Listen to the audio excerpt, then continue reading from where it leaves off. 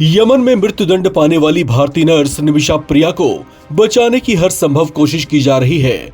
उसके बचने का एक ही रास्ता दिख रहा है, वो है मृतक तलाल अब्दो मेहदी का परिवार। वो अगर नियमों के तहत ब्लड मनी की रकम को स्वीकार कर लेते हैं तो निमिषा की जान बच सकती है।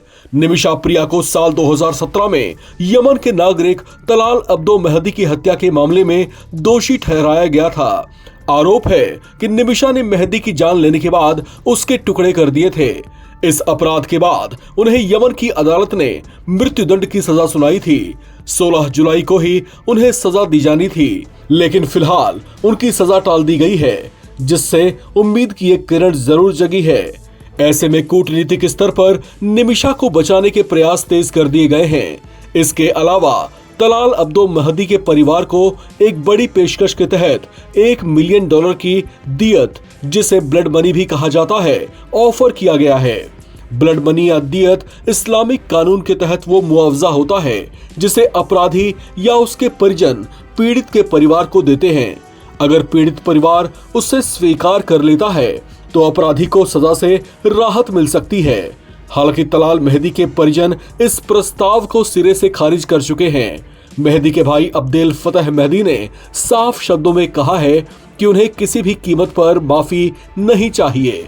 उन्होंने कहा कि भले ही सजा में थोड़ी देरी हो, लेकिन उन्हें किसास से कम कुछ भी मंजूर नहीं होगा। आपको बता दें कि किसास इस्लामिक न्याय शास्त्र में एक शब्द है। किसास का मतलब ईश्वर का कानून होता है। कुरान में अध्याय 2 आयत 178 में इसका जिक्र मिलता है, जिसमें जान के बदले जान का नियम है, यानी किसी को जान लेने वाले को किसास यानी अल्लाह के कानून के तहत उसकी जान लेकर ही दंडित किया जाता है।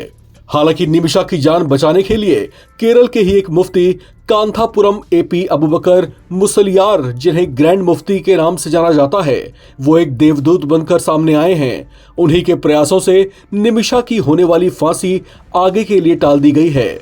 मुस्लिम धर्मगुरु अबूबकर मुसलियार ने यमन के एक धर्मगुरु से बात की थी।